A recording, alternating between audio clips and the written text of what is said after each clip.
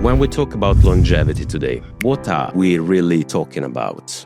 To me, longevity is about your ability to bounce back from trauma. But there is another element inside to it, which is about enjoyment of life and feeling fulfilled. People now are at the stage where realizing that if I combine science and lifestyle, I'm able to live a longer health span. Dr. Elie Abirached, Harvard-trained longevity physician based in Dubai, is redefining vitality through science and ancient wisdom. Alongside him is Dr. Shahsavari, UK-trained ENT surgeon and women's rights advocate, whose path from political refuge to the NHS frontline is a testament to resilience, purpose, and the power of healing. There's not lack of information at the moment in the world for measuring how well you are doing physiologically or otherwise, but I think there is a lack of comprehension of what all of it means. People with purpose can easily extend their life by 6 to 7 years. When people truly examine their priorities, they always realize that their priorities are messed up.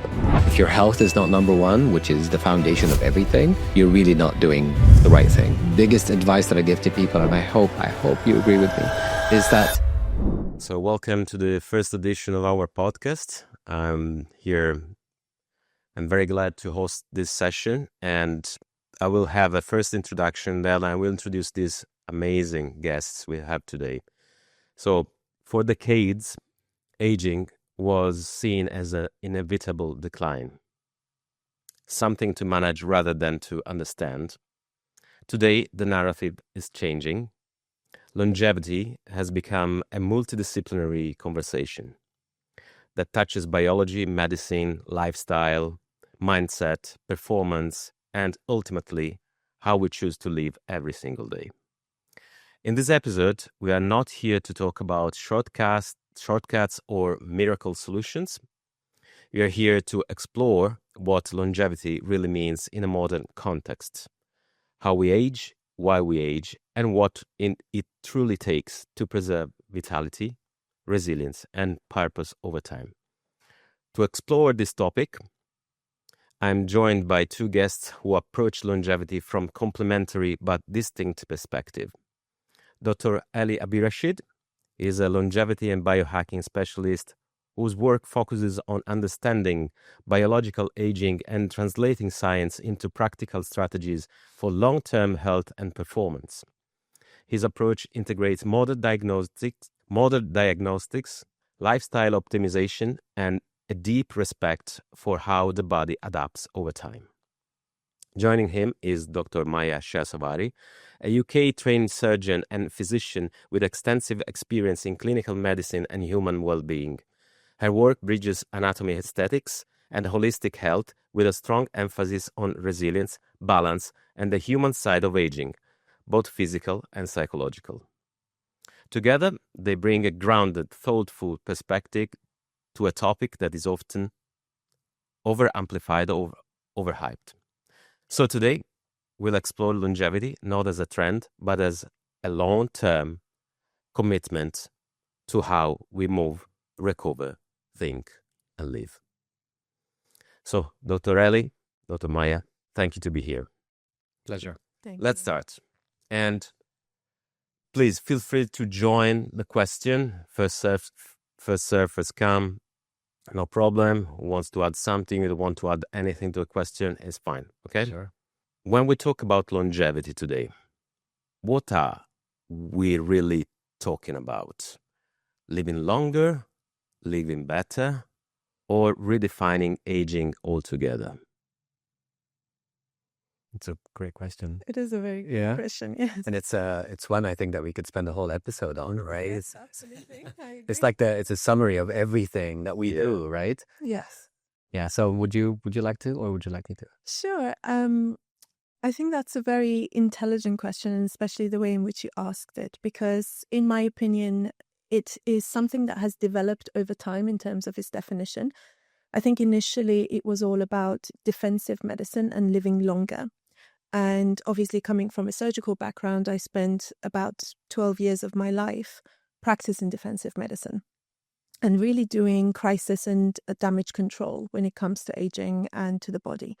But I think that both patients and care providers in the industry are moving away from that idea of just simply holding on to life for dear life and for the sake of it.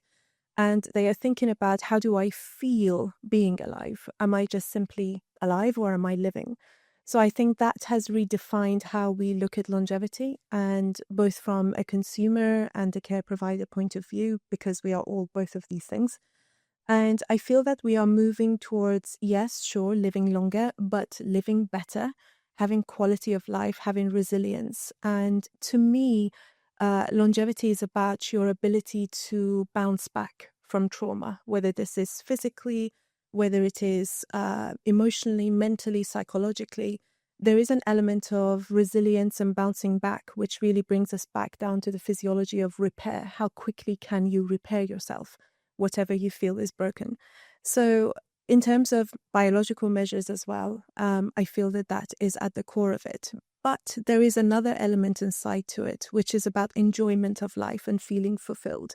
So it is a combination of all of those, but I could go on for ages. I know, right? Yes. I know. So I definitely concur with what you said. I add to that, the aspect of the space is moving quicker than our adaptation of it, right?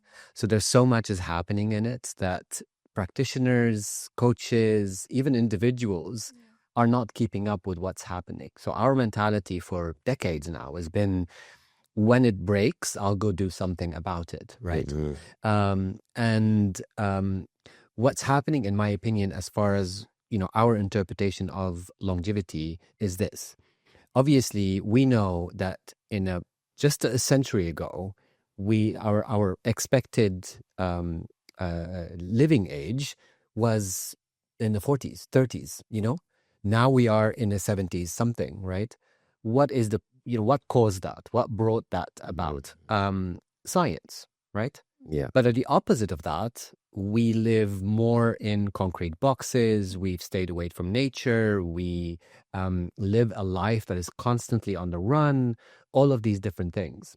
So people now are at the stage where realizing that if I combine science and lifestyle, I'm able to live a longer health span rather than a lifespan. So it's not, we know in science, you could keep someone alive almost indefinitely, Yes. right? But that's not the purpose, right? That's not the definition of life.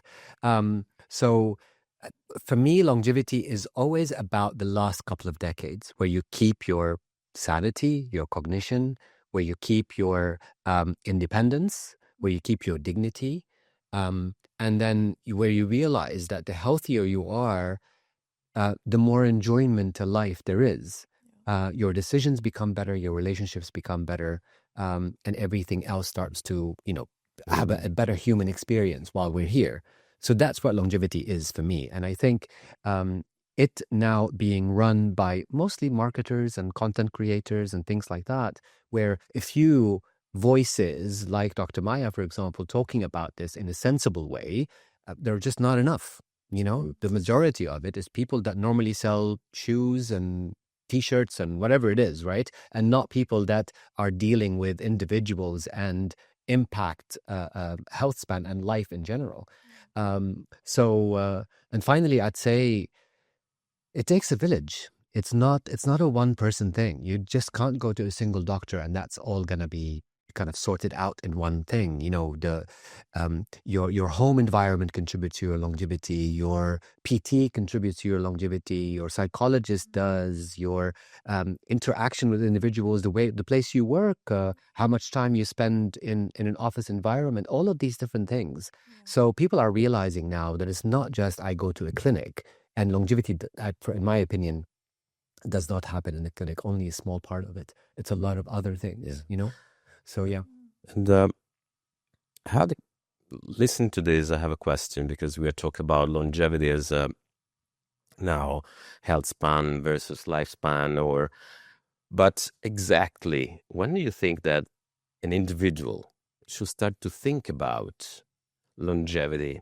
I mean, in order then to have a good health span, when someone should start to take care of all the parameters that then we will explore in order then to have the last 20 years of our life in a good health and to maintain dignity and strength, all of this. Is there a moment in the 20s and already when you're a teen, in the 30s, is there a moment ideally when we should start to take care about this? That's a very interesting question. Actually, I was thinking about that on the way here, interestingly. For me, at the core of longevity, from my own personal life and experience, is your ability to do nervous system regulation. So I think for me, at the moment in life where you realize that your nervous system is at the core of your beliefs, is at the core of your habits, is at the core of your life experiences and how you relate to your surroundings and how you define and give meaning to what's happening to you in life. Whenever that moment arrives, I think that is the moment to take responsibility for longevity. I do have many sort of thoughts on the one thing that we should be teaching children is nervous system regulation. But I also see a lot of adults who haven't mastered that yet or are not aware of that yet, and therefore you can't expect that to be passed down as early as possible. But I think if we're talking about a realistic societal expectation of longevity, it will be when you have arrived at that awareness, whether that's in your teens, whether that's in your early 20s, when you realize that your nervous system can make or break you and it dictates how you think, how you feel, how you relate to the world and how you perceive the world, which ultimately plays the biggest part in how you navigate your way through life and through health, not just personally grounding in your body, but where you belong in this world as a whole. Chronic stress is still at the core of most of the ailments and chronic illnesses that we see in medicine. So nervous system regulation is at the core of all of this, in my opinion. So I feel that the moment you have awareness of this fact, you are now wholly responsible for exploring that avenue. Incredibly said. It's so true. It impacts, biological functions. It impacts hormones. It impacts everything. It's so true. And most of it is invisible to us. Yes. So we don't know. But we start aging the moment we're born. The clock starts then, right? So I don't think there's an early age. What I'm loving right now is that I get now teenagers wanting to, like high school student that want to come in and do internships. Like this never used to be. Like, it's human nature to always postpone. Like in your 20s, when you're talking about disease or whatever, you think, well, I'm still too early for that. But there's greater awareness happening now, and people are really paying attention to this, be it their nervous system, be it their musculoskeletal health, be it their mental health. And they realize there is no too young an age for you to start working on your health span in general. And whatever impacts that you cause your body, be it from excessive exercise or be it from excessive stressful situations, stay with you in the future decades. It's not something that you could negate and say, okay, that's finished, I'm starting again.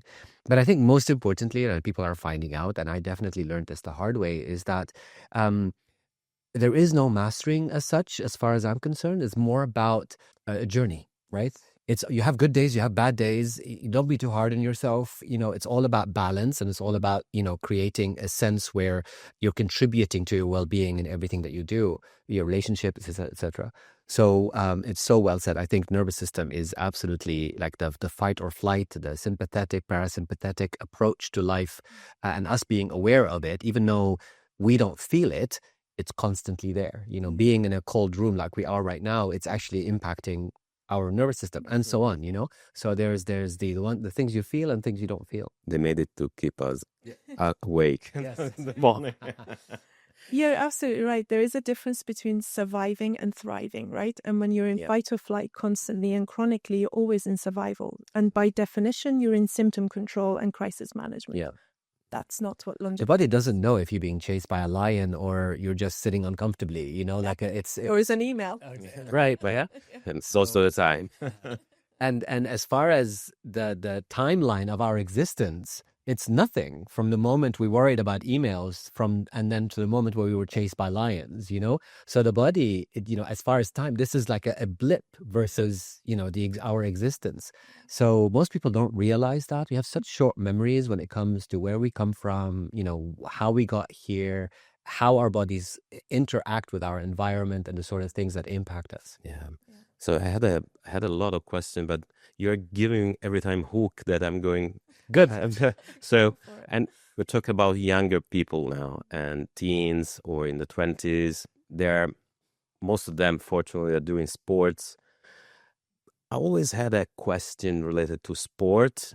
And is it really a sport good for health?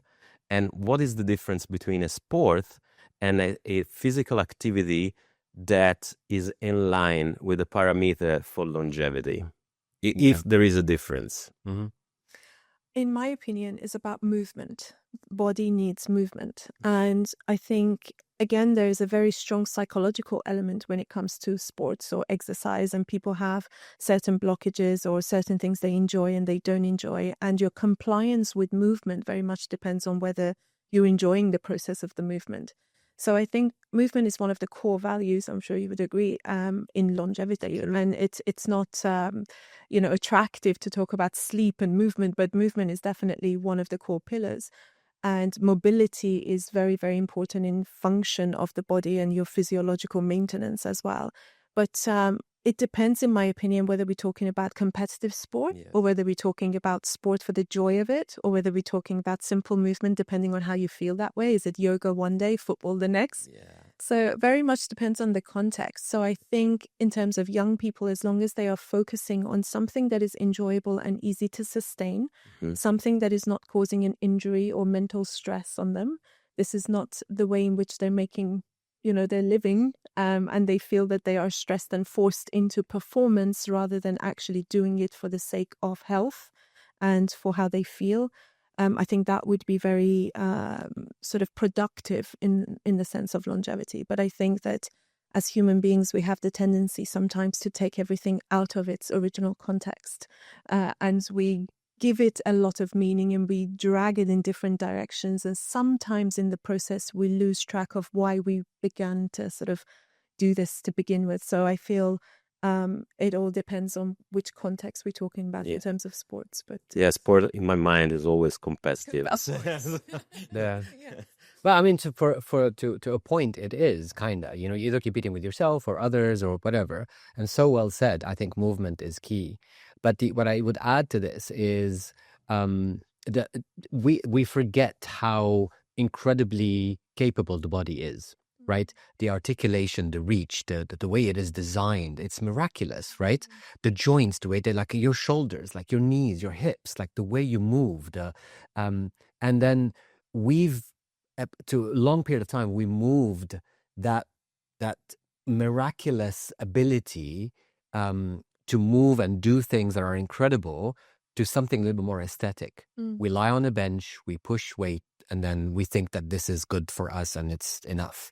As long as when it comes to sports or just movement or exercise, as long as it varies and respects the body's ability to do what it needs to do, from functional to cardiovascular to resistance, weight training, joints, Pilates, yoga, all of that stuff, while as well being intentional and mindful about it, I think that would be a well-rounded approach. For most people, when you ask them about what do you do for movement or exercise, most likely you have the same experience. I go to the gym 3-4 times. That's not really an answer, right? So you need to be like a little bit more informed about the sort of things you need to be doing for your body in order to perform at its ultimate. And then the other aspect of it, the gains, the strength, the ability does not happen during exercise. Adaptation happens during recovery. So having the balance between movement, all of the stuff that you do, but also allowing the body to adapt so that it becomes stronger and do more is just as important, if not, perhaps in my opinion, a little bit more important. Protecting joints, protecting articulation, protecting muscle health, and so on, because I'm sure you've seen this, like some person, hurts their knee and then, they gain weight so much afterwards and their whole life changes. So protection is super important, So it's kind of a combination of all of these things. Preserving function really, isn't it? 100%, right? Yeah, because personally speaking, so I was thinking about, when we push too much these limits. Yes. So, and like, because personally, I was a triathlete. I was younger, of course, and at a certain point, I realized that I was in the late 30s, almost 40, that pushing so much was not healthy. So because I was training so much, so 2 times per day, waking up in the morning, going for swimming, then running and cycling, and then gymming for the strength, there's a point, and putting together, because you're not a professional athlete. So together with a normal life and family and work and job to be done was too much at the end. Yeah. So I felt like at a certain point I was exhausted, and I said, I don't feel good anymore. Yeah. I think we should take in consideration the message you receive, right? The difference between a number 1 athlete and a number 2 athlete is recovery, is adaptation. So it's not the amount of exercise, because you could easily, exhaust yourself, you could easily injure yourself, you could easily all of that. But what truly elite, super elite athletes, what they get right is their recovery and how well they do it, especially if you're doing it as full time. So I think protection and adaptation are super important. And now another thing was popping in my mind related to how then we can measure and recognize a person who's aging well. There are parameters that exactly objectively can be measured to identify the person is aging well. And if so, which ones? Yeah, I mean, I talk about this to my patients and clients almost on a daily basis, because for me, everybody seems to be talking about anti-aging, and I'm actually pro-aging. I think aging is a privilege, and there are so many people around the world who would never have the opportunity to age. So it's about aging well and adapting in every decade of your life and making sure that you preserve function that is appropriate for that decade of life and for your body. So I think there are multiple parameters that you can measure aging in. Is of course psychological, cognitive, biological, physiological. I think that some of this is determined genetically, but environment plays a huge role in which parts of those genetic elements are expressed. So the epigenetic element of it is also very, very significant. So I think there are lab-based and performance-based ways in which you can measure aging, and then there is possibly a less obvious and the less sort of data-driven way of measuring aging, which would be essentially about your satisfaction in life and community, your ability to feel fulfilled in every decade of your life, your adaptability to change, your resilience, your ability to sort of bounce back in whatever situation in life you are in. For me, the way I measure aging well in myself, as someone who's entered her 40s, is how at peace do I feel on a daily basis? How often do I need to navigate myself consciously back into alignment of controlling my nervous system? How often do I go off track and get carried away in life where I feel physical pain, emotional pain, or psychological pain? Am I living in pain in one form or another as my default setting? Or is that something that is out of the ordinary? And I think the way I would measure aging well in myself is my ability to be at peace throughout the day, with occasional, tipping out of alignment and having to direct myself back in. But in terms of practical ways of measuring aging, of course, we are all wearing wearables at the moment that generates huge amounts of data that you can look at. There's physiological assessments you can do. There's scans, there's bloods. There's not lack of information at the moment in the world for measuring how well you are doing physiologically or otherwise. But I think there is a lack of comprehension of what all of it means. So how do you apply this to have a better quality of life? So I don't think, gathering data is the issue. I think is implementation of that data in a meaningful way, application of it, that's the issue. Yeah, well, so well said. I think you covered everything. Yeah, I would add just a couple of things from my perspective, especially when I focus on the last couple of decades, and I hope you approve of this. So I add 2 things to this. One of the main markers for me is VO2 max. Yes. So I test that quite regularly for myself and for all of my clients, because we know that the ability for the body to process oxygen can determine Yes. all case mortality in later on life, right? So, and then it contributes to all sorts of other things. So this is just being a little technical. The other is, for me, is that, because we also know, and hopefully you'll agree with this too, is that falling, tripping at an older age is perhaps, I don't know if this is true or not, perhaps the number one reason why people, expire sooner than they should, right? Yeah, absolutely. So strength is another. That's why, grip strength, farmer's carries, things like that, balance, ankle strength, knee strength, things like that, protecting of those is super important and can predict health span and independence and all of that other things. All the other things, obviously. But quickly to mention, for example, all of this for me is not new. There's a pure wisdom of the ages that we've followed for decades, if not centuries, right? And one of them is, we know for a fact, before all the excitement around longevity, we've studied blue zones, right? Yes. Where people lived to an age that is more centennials than other places around the world, right? How did they do that? Did they do that with peptides? Did they do that with cosmetic surgeries? Did they do? How would they?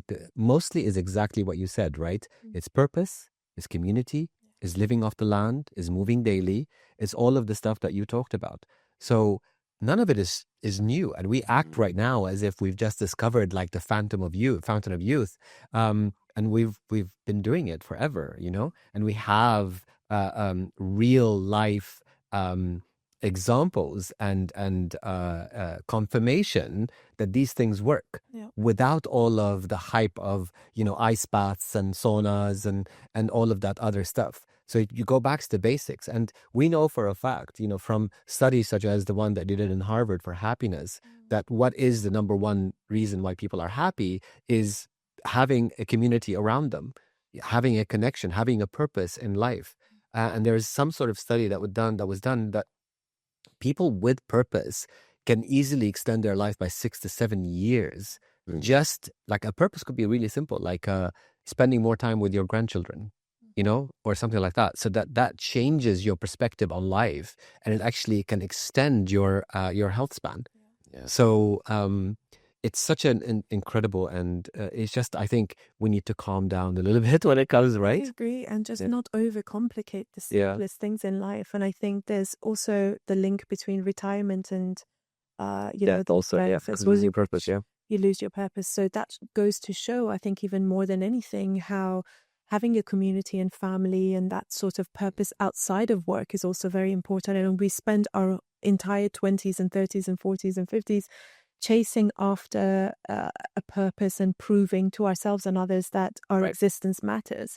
Whereas actually coming from an oncological surgical background, at the end of it all, none of that matters. This is not anything anybody talks about in end of life. I've never heard anybody say to me, I wish I spent more time at work, or I wish I achieved such and such a goal, or I'm not done closing a deal yet. It's never that. It's always as though I wish I had spent more time with my children. I wish I had gone out more. I wish I spent the money that I ended up making in the process. And at the end of it all, we are just human beings. We are natural creatures. We are here, and while we are here, I think we want to feel like we belong and we matter.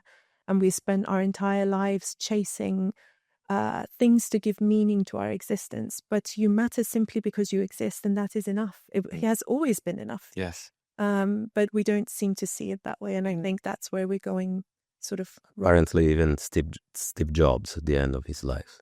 So we have our priorities messed up. Yeah. So, when people truly examine their priorities, like how much time do they spend on one aspect of their lives, they always get it wrong, so they always realize that their priorities are messed up.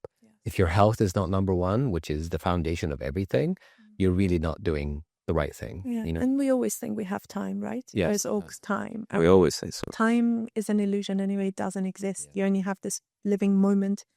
You don't know what's going to happen right after this conversation. So you don't have time, because time doesn't exist. It's not something you can buy. It's not something you can put in a bank. It's not something you can tap into when you feel like you're running out of it.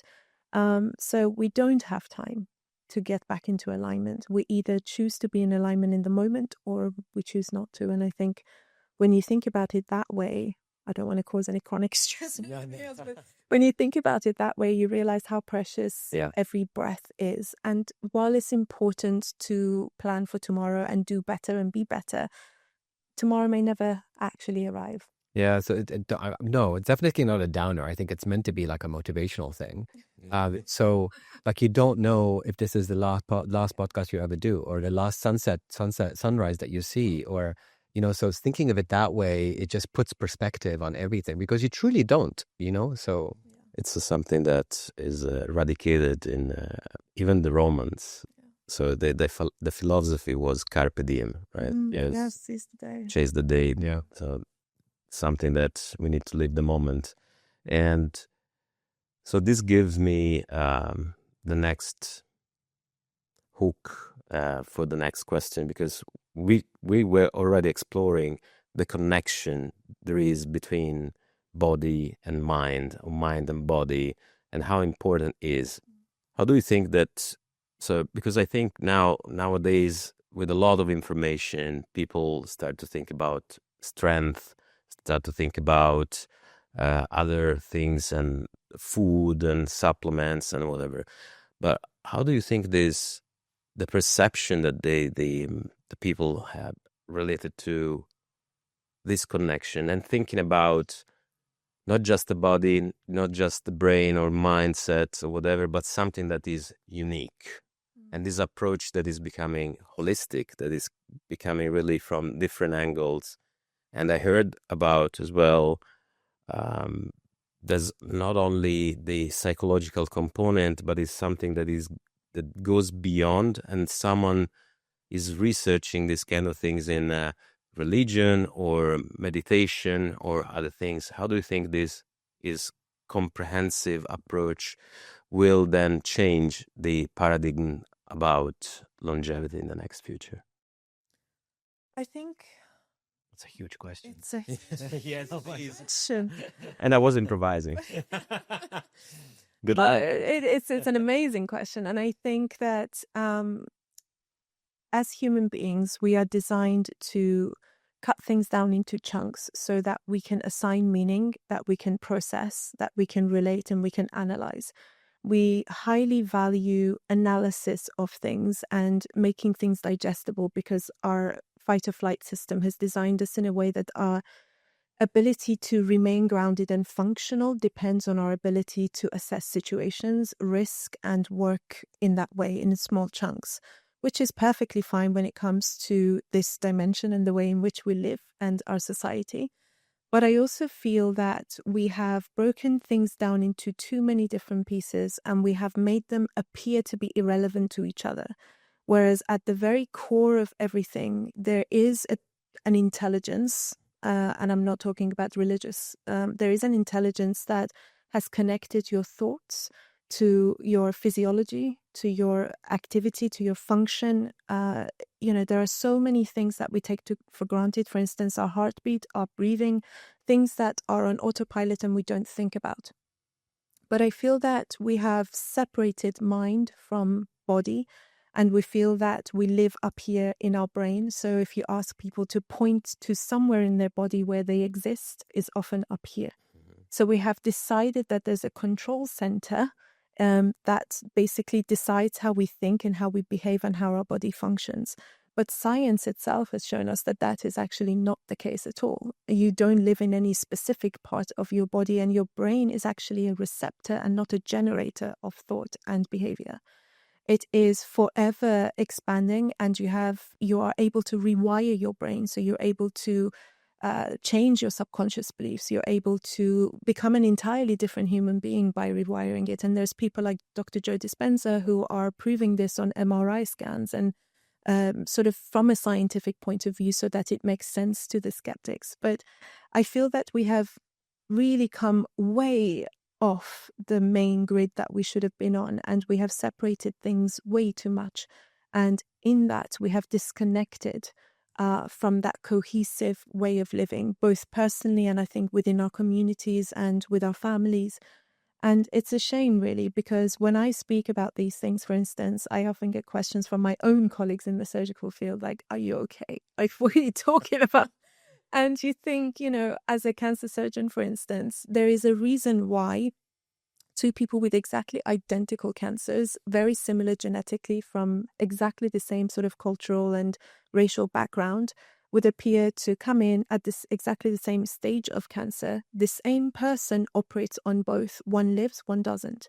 And when you really do research, which I did do when I was back in the UK, looking at outcomes versus actual attitude of the patient when they came in, I could almost tell by the end of the 11 years when the person came in whether this was going to be an easy, flowy, we will do the operation and all will be well, or whether this is going to be multiple weeks in hospital stay, possibly not making it, complication after complication. And this was all decided really and very closely linked to their belief about how this process was going to go.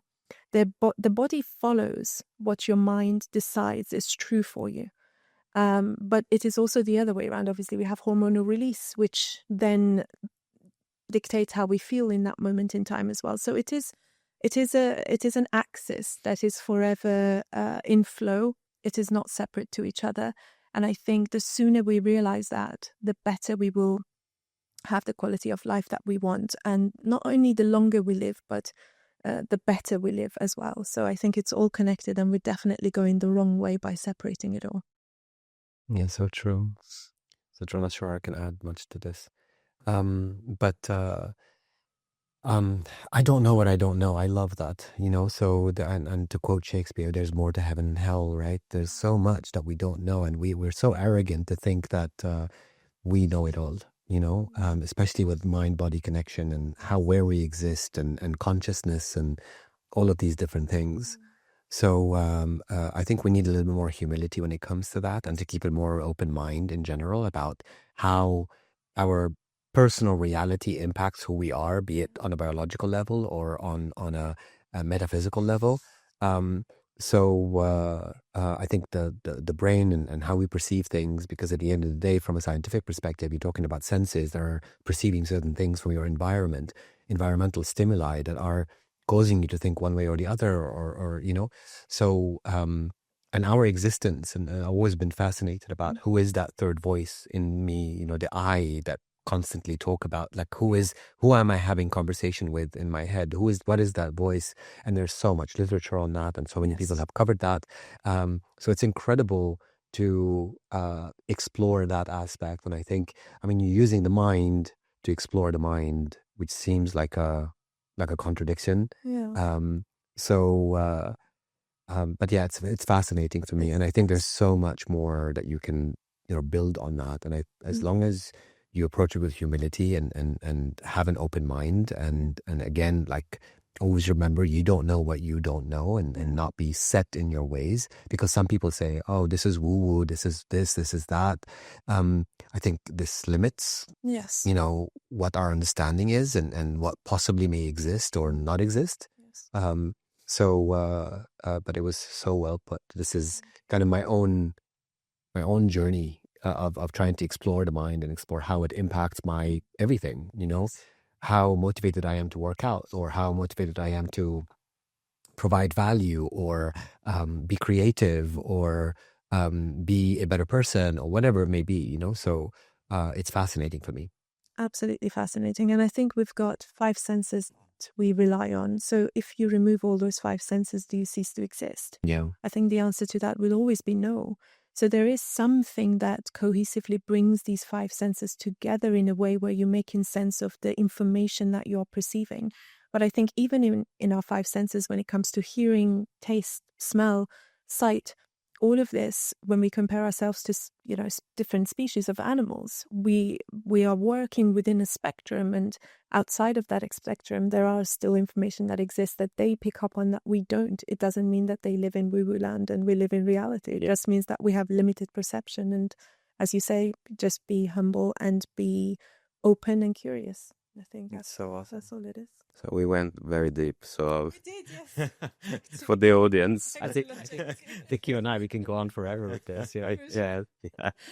go for the audience, going a little bit practical now, because Sure. actually, so the advices and the discussion we had was amazing, and I think there are many different other things that are popping that could be argument for an entire podcast, probably. Yes, for sure. Going back, another question now that, so we talk about connection, body, mind, and the importance of the senses and the importance of the connection and everything. And we spoke about training, exercising, and whatever. But when this is not sufficient, and I mean, when do you think that a person that identifies and check all the boxes, so I'm saying, yes, I'm trying to eat good food, I'm trying to have all the supplements, all the vitamins, all the blood parameters are fine, whatever. I'm trying to exercise to be at the best of my capability in this moment, to the best of my genetic. When this is not sufficient nowadays, and the pharmacological treatments there are now, talking about now the very in trend peptides or stem cells, what do you think about, and when this kind of treatments should be prescribed to an individual, to a patient, and what is the limit, and when is good, and when we should wait, and when there is nowadays also, do you think, abuse of this? Lorenzo, you're kidding us. Oh, wait. No, this is we're trying to stay on track. I know. Oh, wow. There's so much going on there. So much going on. Yeah. My question to those patients that I always speak to is, I've only got one question. Why? You want to optimize X, Y, and Z. You're very concerned about your, data that's come out of your wearable. Why? What is it that you are trying to achieve that you think you're unable to achieve, and you're looking for a reason as to why you're unable to achieve it?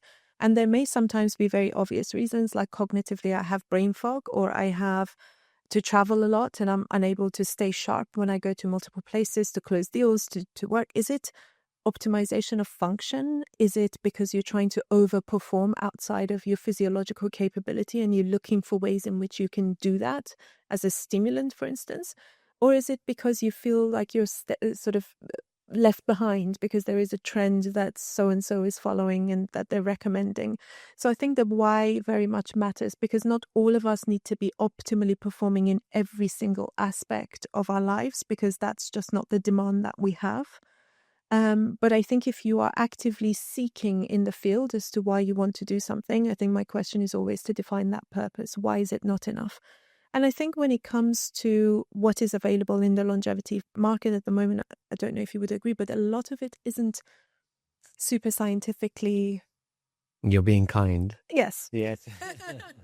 It's not exactly, we don't have enough data to prove that the outcomes that are being claimed are actually,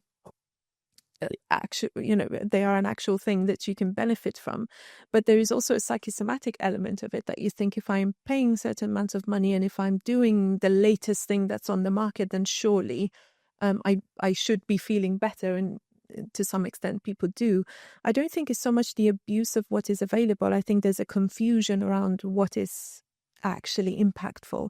And I also feel, from a doctor's point of view, that a lot of us would go into the field of longevity from various different backgrounds. Longevity to me as a doctor doesn't mean anything. I don't know what that means. When you say you are a longevity doctor, which aspect of longevity are you an expert in? So when you do go to see someone, I think it's very important that you do feel that there's a deficiency in some aspect of your longevity space that you're in, and you go to an appropriate specialist for that, rather than one doctor who is supposed to deal with everything from cognition to aesthetics to physiological markers. I think there's a lot of information, there's a lot of misinformation, and it's very difficult to decipher between the two. So there's a lot of confusion all around, I think. It's so true. So true. And again, we said earlier that marketers and content creators are the ones who's driving all of this. Yes, the narrative is not ours as doctors. Right. And then the other is it's all anecdotal. So as you said, there's no science, even though they're rushing to do this sort of thing. And people think that this is a discovery that is new. I mean, we know that peptides have been around for nearly 30 years. Like, it's nothing new. So and their amino acids, they impact hormones. They can have profound impact on the body. And unfortunately, most people are opting for this sort of thing, not from a holistic approach, but more from an aesthetic approach, like a vanity type, build muscle quickly, lose fat quickly, GLP-1, this, that, So, and then all of their information is coming from their social media. So I don't think there's anything wrong doing, experimenting safely with the guidance with a professional. And I think some of them have merits, and I've been kind of working with them, with clients and myself, for several years, and they do have merit. Some of them I completely agree with you as far as a placebo effect. Yes. Like the fact that you're taking something. But when anything becomes commercial, I begin to worry about it. Same with supplements, same with everything else that we do, because the peptides and all of these different things are still classified as supplements and not, pharmaceuticals. Yeah. So oversight is scarce, and studies are scarce, etc. So understanding that source, quality, purity, dosage, guidance, who you are, what's happening in your body. Do you have some of them, for example, if you already have, and you obviously you would know much, much more than I do, if someone has already cancerous cells and they take certain growth hormone inducing peptides, like, it's the worst thing they could do, right? But people are literally buying offline and online and then using them without realizing what's going on in their own bodies. So that's why having a professional like yourself kind of looking at their biology and saying, well, maybe you could experiment with this for a little bit. Let's see if it is everything else fits into place and so on. But it's education, I think, and we're really, really missing the educational aspect of these things, for sure. I agree, both for patients and for the doctors and so on. Like, it's across the board, I would say. Yeah. I think there's a lot of hype, and I'm into clinical trials since ever, probably, and things that are not properly tested is always a little bit, scary. But even things that are tested, to be honest, right? Like, how many things have been pulled back and we discover other stuff, and because your human biology is super complex, like, yes, it is. So it's not copy paste, right? We all have different needs in terms of our physiology and biology. You cannot just prescribe one size fits all for everybody, 100%. and expect it to have the same impact. It's just not possible. I think it goes back also to what you were saying about, the strength of mind, because placebo plays an incredible, right? How many placebo situations have been out there that actually have a greater impact on individual than the actual, so it's incredible. Now, question related to among all the treatments, and now we have red light therapies, we have hyperbaric chambers and things and that. What do you think, and this is more like it's really necessary, and what do you think is just fashionable in this moment? I mean, just a little bit go beyond the activity. What is marketing, in your opinion, and what is really something that, in your experience, in your daily practice, is I saw really among all people that I treated, among all the people that I'm following, this is something that should always be there, and this is the sancta sanctorum, or the treatment that you should not skip or miss if you really want to have a good quality of life, or a good appearance, or also for aesthetics. Because we didn't speak now, because of course we spoke about very deep arguments and very deep topics today, but also the vanity component, and that, I think, reflects on how then you feel, and if you feel good, and if you have a good aspect, reflects on the mood and the way you approach the others, I think is important. So among all the treatments, what do you think? And I saw that many times in these influencer, they have these sort of scoring tables from how they classify from A 1 to 10 or something. from S, that is superior or good or whatever, or something that you think, look, in good faith, I will tell you, we could avoid this. Yeah. For me, it's the basics. I think the basics are there for a reason. So as a woman as well I have a lot of clients who are women and also men, but I think deficiencies are things that need to be addressed. So I think a good diagnostic element is absolutely vital before you start buying supplements and various things and trying to DIY it. I think it's very important to have a basic diagnostic element like blood panels, both for hormones and deficiencies. Majority of women that I see are iron deficient.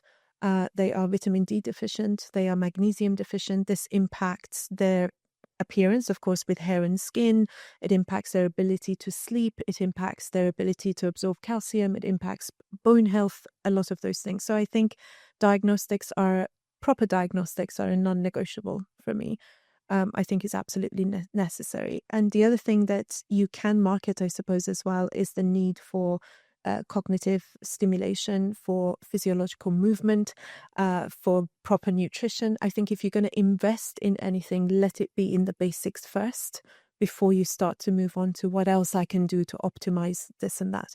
Because I think a lot of people spend a lot of time and money and effort on the top end of the latest things, and then you do a simple blood test and their vitamin D is 7, and you think that's not compatible with life. So never mind the peptides, let's just focus on the vitamin D to begin with. So that's what I would say. For me, the basics are king, and once you can really truly prove that you have those covered, then you can sort of have a think about what else is available. But I think definitely just doing these trendy treatments, I think they're massively overrated, and the marketing element of it is a lot more impactful than the actual medicine itself. So, yeah. Yeah, so I think all of the equipments that he mentioned, I think that none of them are indispensable, right? Yeah. So I think the way they're positioned, that if you have not tried red light, you must, no. There's no must. Yes. So all of them are, none of them are super important and indispensable, for sure. What they provide convenience. They provide just a tool, a device that replaces what already our environment, our habitat, nature already provides. Exactly. Be it light, be it air, be it greenery, be it grounding, be it, the ions in the air, be it so many things. Now, some may be used for example, they started off as medical devices, such as a hyperbaric chamber, for mental health, for recovery, for accelerated healing, and so on. So they do, but I think none of them are nearly as important as spending time outside. I agree. Go out in nature. Now, why do people are, sort of excited about them? Because they look exciting. A room that is all full of red light, lying on the bed doing this, or a chamber that is with a mask on. It just looks exciting. It looks good on social media. Yeah. And do they work? For the majority, they do work. But they only replace what already exists in nature. So it's for convenience rather than anything else. So we built ourselves concrete boxes, and then we recreated some of the stuff that already happened in nature to put inside these concrete boxes, so we don't have to go outside. Yes. Right? So who knows why? Just go inside. Yeah. So I mean, it's convenience, right? Yeah. Someone tells you, like yourself, for example, most likely you have patients from like 7 a.m. in the morning till like 8 a.m. in the evening. Like, when do I have time? This, that. We find excuses. We are the master of excuses, right? We prioritize comfort. We find excuses for not to wake up on time to go to the gym, or do this, or eat healthy, or plan our meals, or or hydrate well.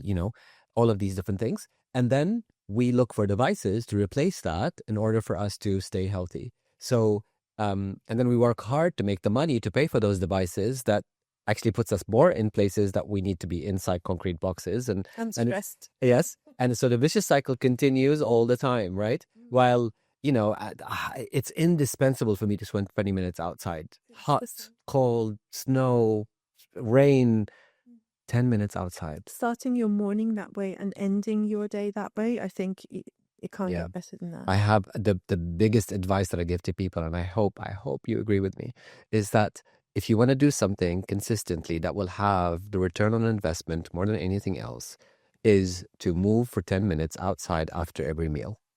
Do that, and you regulate your blood sugar, you regulate your heart, you regulate your Nervous system. nervous system, you regulate your bowel movement, your metabolism, your gut health. 10 minutes after every meal, move outside. Yeah. Very good. 100%. Very good. Very good. It's free. And it's free. I know, but Or we could charge them for it, you know? I was literally favorably impressed, Dr. Elie, when we met you at your clinic, and about one treatment in particular, about the cycle of cold and hot.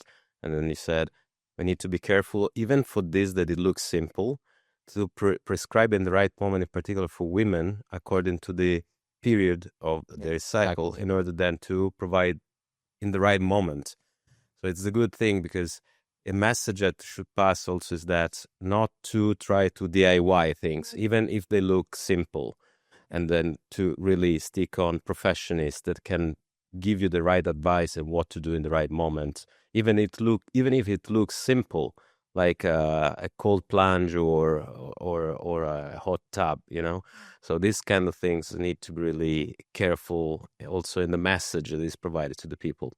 Last question, okay, that is the future of aging and industry shift. So, and this I read is the only one that I'm reading today. Okay. Looking ahead, how do you think our experience of aging will change in the next 10, 20 years? And which industries do you see adapting most rapidly to the concept of longevity in the near future? That's Very easily. I'm leaving. That's a hard one. We're done. Other than healthcare industry, but other industry do you think that will keep the pace and will move in this direction? Like, for example, apparel. Yeah, so I think all of them, right? I mean, they're because now I see like even real estate, like buildings are being built around wellness, clothing, obviously, everything is being built around that. So people have a greater awareness of what's interacting with their bodies. But my personal hope, I don't know, I can't predict the future yet. So I think my personal hope is that people will reconnect with their roots. This is, I think, when people would realize that longevity is not on all the hype. Truly recognize that. Because right now, if you say to someone, it's not the hype, it's this date, no one says, no, it is the hype.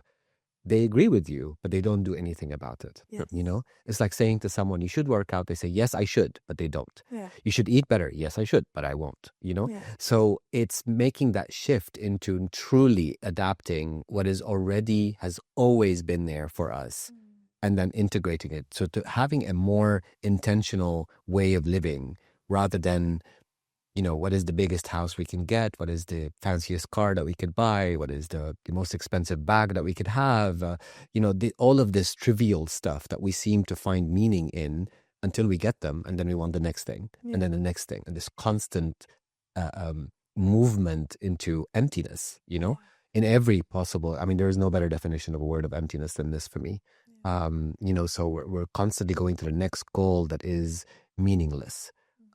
So I'm hoping that longevity will mean that people are more intentional, they're kinder to each other, which then multiplies because your interaction with people, how you react to someone, how you think about them, and even being kinder to yourself. I think our greatest saboteur is what happens in our mind. Yes. Constantly telling ourselves, we can't do this, you're not good enough, you're an imposter, you do that. Like all of these things are constantly, so I'm hoping that this would be the future. But again, awareness of the environment and how it impacts us, from mold to toxicity in the stuff that we touch, the stuff that we wear, the stuff that we eat, the additives, the preservatives, all of that stuff. And and it's more complicated than we think, obviously, because, there's economics involved, there is, all sorts of stuff. So it's wishful thinking and a hope, and a hope for, at least for my kids to see that rather than me in my own lifetime, even though I'm planning to live forever. Yeah, something along those lines. I absolutely agree. I couldn't have said it any better, to be honest. But I also feel that when it comes to longevity and healthcare as a whole, we are slowly moving away from the collective being dictated to industries having to make shifts to accommodate what is already being implemented in the sort of by the demand of the consumers. So I think more and more people are awakening to the fact that community matters globally. We are connecting to each other a little bit better. We're connecting to our bodies. We are putting two and two together. And I think slowly we are coming up with four as we go forward. But I think every single industry is just going to have to adapt and change that commercialism aspect of it to what does the consumer want, because there are lots of people who are boycotting, the sort of superficial elements of what success means and what luxury looks like. And I think luxury, ultimately, at the moment, longevity is being pitched as a luxury element. Like if you are not in fight or flight or survival, and if you have food to eat at night, then you can think about what your VO2 max may be. Right. But I think we're moving slightly away from that, where people are taking back their power a little bit. And they are tired of being dictated to as what the next thing should be that they should be doing. So I think we're not there yet. Probably not there in our lifetimes, but maybe in yours. But definitely, I definitely don't want to live together forever. But I feel we're moving away from that. And the people who are listening to this podcast, the people who are purchasing the merchandise, the people that are making decisions on their nutrition, people that are a little bit more conscious than just in survival mode, they are the ones who dictate where the future goes. And I think every single one of us, even as doctors, we're going to have to adapt to that. And we're going to have to start treating people holistically, because they are now taking steps to do that in their own lives. And I think every single industry is just going to have to cater to that. Well, at least I hope that's what the future holds as well. Very good. Unfortunately, we are at the end of our time. It was a beautiful, and I'm using this word, beautiful conversation. And just this hour just flew. It did. And there are many other things that I would love to discuss. And I hope that really this could be something that will become an appointment in, I don't know when next time we could gather together, but I would love that we could meet again to have this discussion, and maybe having something that is becoming a ritual, and maybe inviting other to have a confrontation, to have sometimes to have because we were pretty aligned here. Yes. I would like to see like a controversial person to discuss against what we discussed and we agreed today. I think it would be stimulating if someone has a complete different opinion and say, no, what you said is not true. Or I would like to explore also this aspect. So thank you very much. You're looking for your trouble, aren't you? Yes. But debates is fueling, and sometimes also stimulating and thinking about we didn't think before, and even from the complete opposite, sometimes we can learn. 100%. Yeah. True. Thank you very much. Thank you very much for having us. Thank you. Thank you, Dr. Maya.